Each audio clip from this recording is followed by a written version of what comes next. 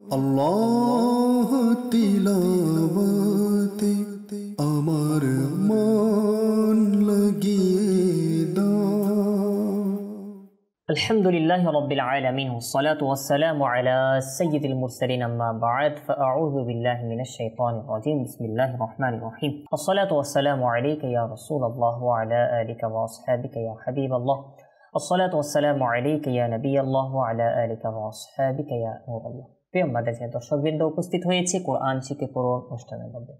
আসুন শুরুতেই দরুদে পাকের একটি ফজিলত শ্রবণ করে নিন। রাসূল পাক সাল্লাল্লাহু তাআলা আলাইহি ওয়া সাল্লাম ইরশাদ করেন, মান সাল্লা আলাইয়া হিনা ইউসবিহা আশরান ওয়া হিনা ইউমসি আশরান আদারাকাতহু শাফাআতি ইয়াউমাল কিয়ামা। অর্থাৎ, যে ব্যক্তি আমার প্রতি সকালে 10 বার আর সন্ধ্যায় 10 বার দরুদ শরীফ পাঠ করে, কিয়ামতের দিন তার জন্য আমার সুপারিশ নসিব হবে। সুবহানাল্লাহ আযজা ওয়া জাল্লা। প্রিয় মাদানী চ্যানেলের দর্শকবৃন্দ, কতই না সুসংবাদ, অনেক দারুণ সুসংবাদ।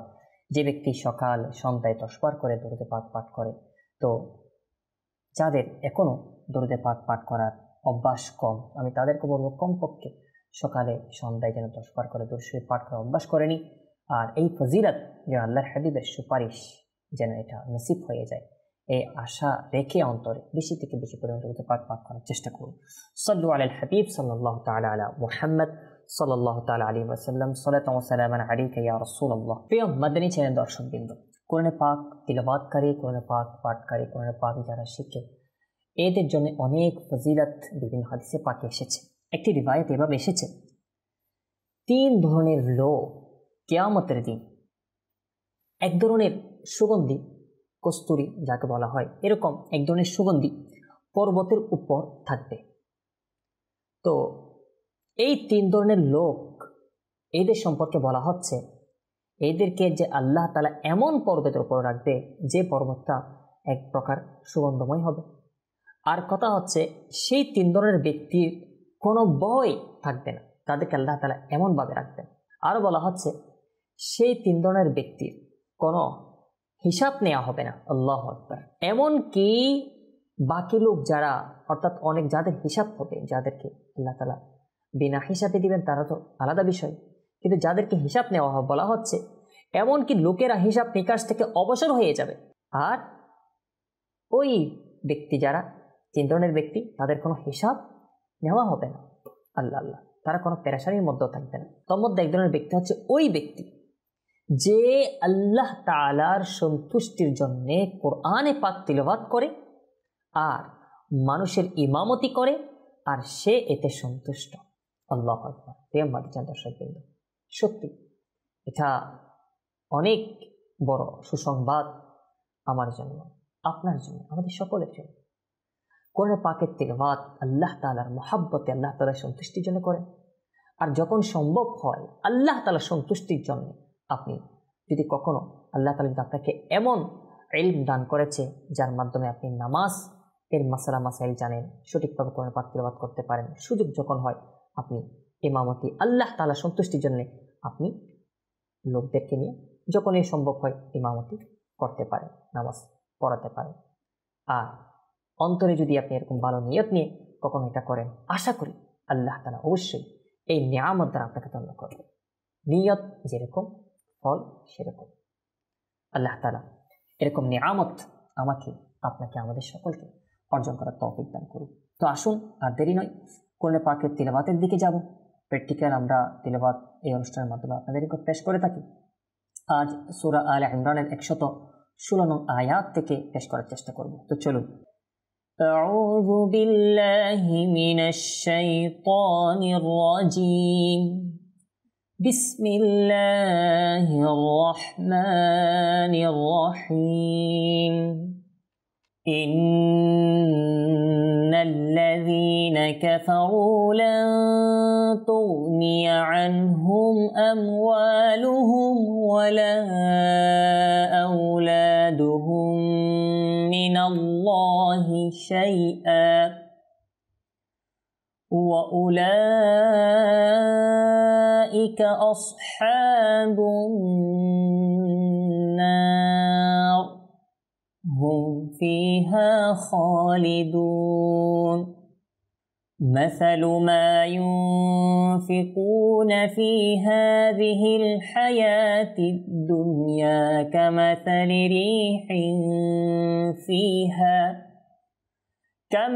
ريح فيها صر أصابت حرث قوم ظلموا أنفسهم فأهلكت।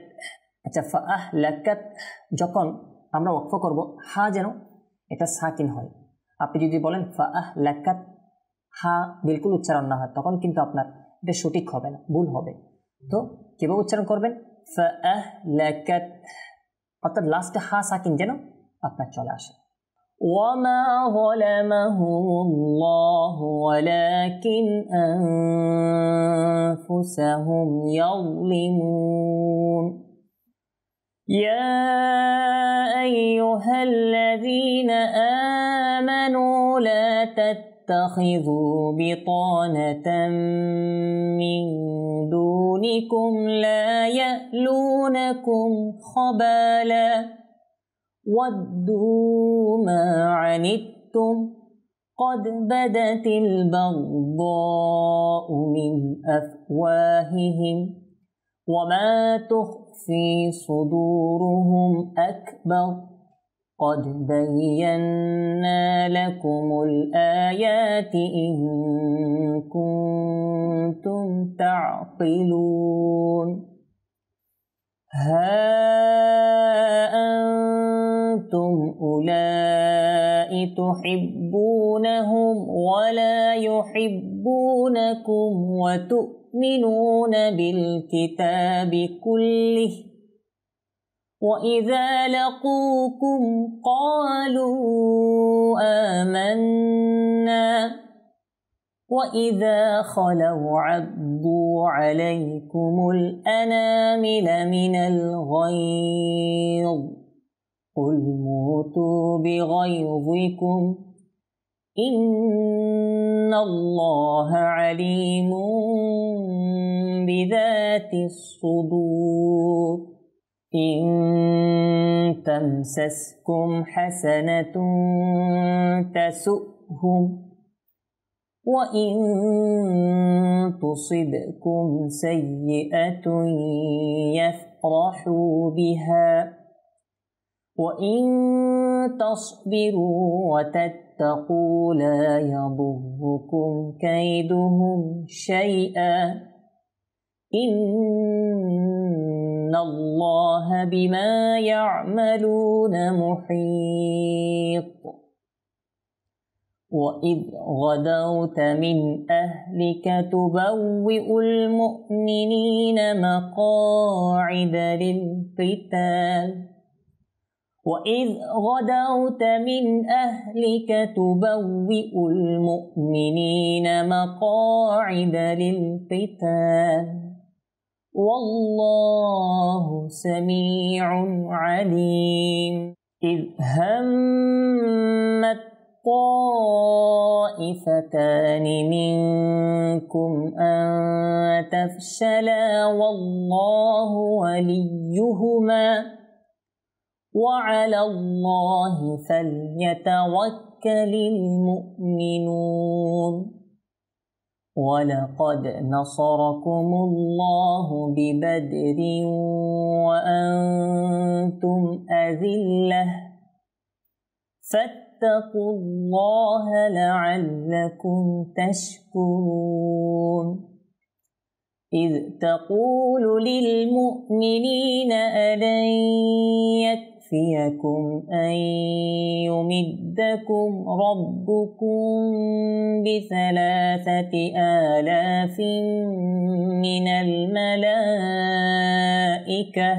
أن يمدكم ربكم ب3,000 من الملائكة منزلين بلى إن تصبروا وتتقوا ويأتوكم من فورهم هذا يمددكم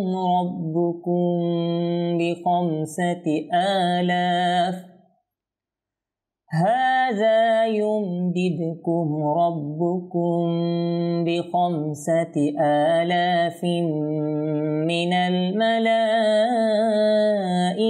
مسومين وما جعله الله إلا بشرى لكم ولتطمئن قلوبكم به وما النصر إلا من عند الله العزيز الحكيم ليقطع طرفا من الذين كفروا أو يكبتهم فينقلبوا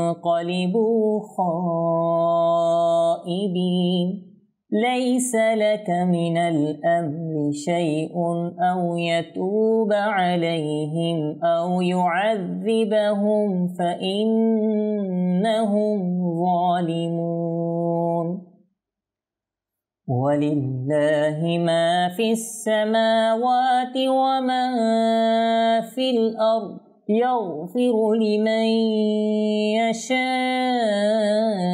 ويعذب من يشاء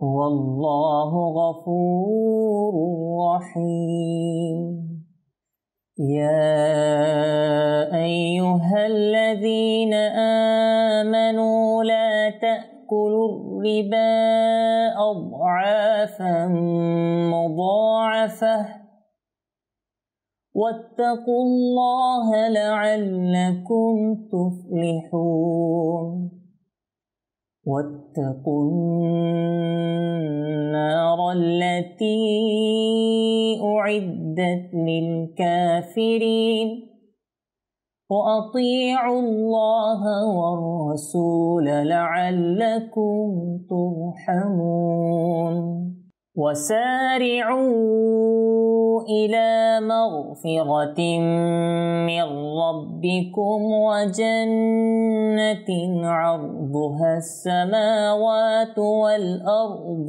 أعدت للمتقين الذين ينفقون في السراء والضراء والكاظمين الغيظ والعافين عن الناس والله يحب المحسنين والذين إذا فعلوا فاحشة أو ظلموا أنفسهم ذكروا الله فاستغفروا لذنوبهم ومن يغفر الذنوب إلا الله ولم يصروا على ما فعلوا وهم يعلمون أولئك جزاؤهم مغفرة من ربهم وجنات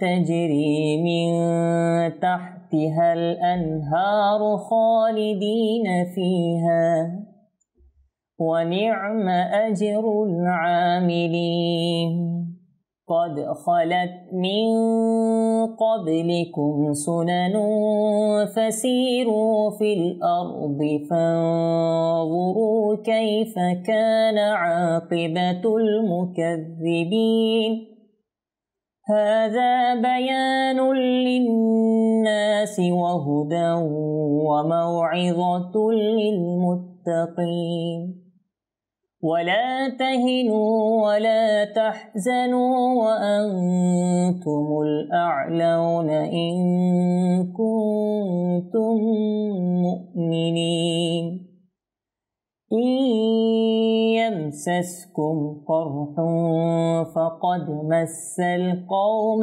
قرح مثله وتلك الأيام نداولها بين الناس وليعلم الله الذين آمنوا ويتخذ منكم شهداء والله لا يحب الظالمين